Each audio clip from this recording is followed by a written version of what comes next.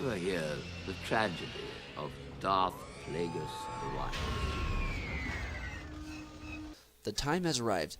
Battlefront 2 has been out now for a couple of days, and most people have either already played the game all the way through or they have watched it being played by the many streamers on YouTube. So the question now stands, is Battlefront 2 good? Now I will only be reviewing the campaign, as I have never been a big multiplayer guy. With the last Battlefront, I only put about 20 hours into online gameplay. There will be spoilers for those few who haven't sat down and either played the game or watched it be played yet.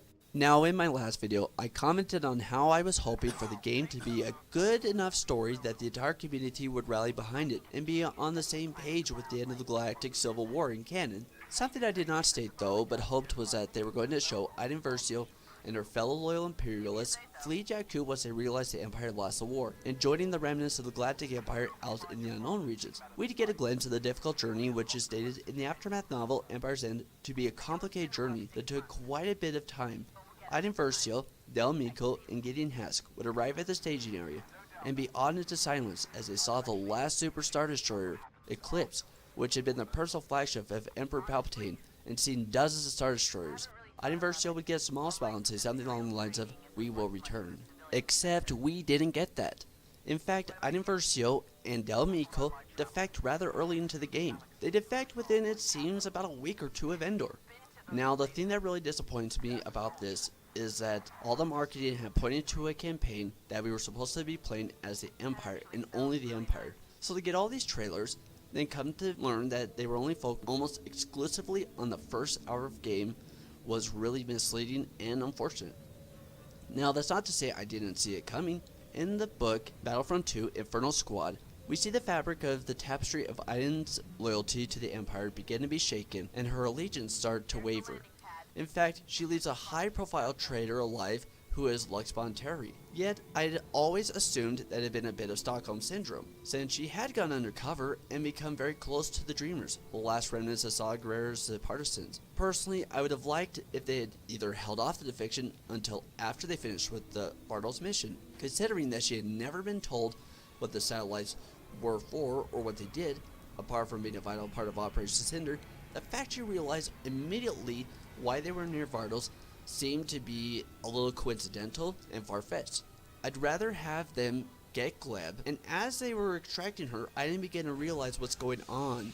Once they get Gleb back to the Corvus, only then to realize, as Admiral Versio orders them to their next assignment, that the civilians aren't a priority and not really intended to be saved at all. Actually, let's go further than that. In Empire's End, during the Battle of Jakku, the Super Star Destroyer Ravager is only destroyed because the Star Destroyer pulls out of formation, the captain panicking, which opened up a gap in the line. What if we discover that it wasn't a Star Destroyer at all, but Iden Versio deciding during the battle that she will not fight and die for an empire that refuses to save its own and has abandoned the galaxy to the rebels? She escapes and leaves a gap wide enough that the Ravager could be destroyed. Then she arrives at the staging ground for the First Order and has her hopes rekindled for a resurgence in the Empire's promise of security and order. Now, with that being said, I felt they handled the story pretty well. We get to hit several story arcs of the Aftermath trilogy, such as Han Solo's attempt to liberate the Wookiees. We even learned that stormtroopers actually are pretty accurate and hit 77% of their targets, which I feel is supposed to be a jab at the whole stormtroopers can't aim joke. We hear such scenes as Gallius Rax in passing and other small tidbits. We even learn that Lothal may still be under Imperial rule during a conversation that Del Meeko has with Iden Versio about how he feels about his life after the war is over. We even get a reference to the Contingency, which was the name of Palpatine's post-mortem plan for the Empire to recover and return, even though it was only in passing. The game felt very much like you were in a Star Wars movie. The game was fluid, and stormtroopers go down like 10 pins in a very original trilogy style. There was one mission that we get to destroy a fueling depot with 3 Star Destroyers tied to it. It was very reminiscent of the old Nintendo 64 Rogue Squadron video game, which has several missions you got to destroy to ban gas canisters.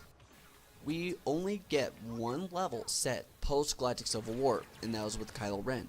What's interesting about this mission is we get to see how his telepathic interrogations are, what Kylo sees as he digs into people's minds, and what protection his prisoners' minds throw up to defend themselves. Now, it did feel exactly like the dream missions of Black Ops 3, but it was a rather cool way to see it in action, and we get reference to a Project Resurrection. Now, what could Project Resurrection be? Don't know, but if I had to hazard a guess, I think it has something to do with the First Order's return to power, and I don't think it necessarily has anything to do with Snoke's regeneration. But that's just a guess on my part, and perhaps we will learn more with The Last Jedi or The Last Jedi DLC campaign, which is ironically called Battlefront 2 Resurrection. Now, we do learn that Iden Versio and Del have a daughter, and a lot of people think that she's Rey. Is she Rey? I highly doubt it, guys. Why? Because why would they put such a major revelation in a game a month before the movie's supposed to come out? Especially when they've stated it's going to be addressed in The Last Jedi and be a point in the story. Also, it's made clear that Del's daughter has had a major impact on his life, and that doesn't sound like a man who abandoned his daughter on a backwater world. Overall, I enjoyed the game, despite wishing that the defection had either been later or just not happened. I also wish there had been more reference given to the plans to abandon the galaxy by the late Emperor until they could return in force. Also, I wish that the game had been longer. It's really a short game. I played it in basically one setting of about 4 or 5 hours, but that is wishful thinking and didn't hinder how much I enjoyed the game and what we got in it. Anyways, that's it for today, guys. What do you guys think about the game? Did you like it? Did you not like it? Leave your comments down below in the comment section. Subscribe if you haven't already, and follow us on Twitter. Have a wonderful day, and may the Force be with you.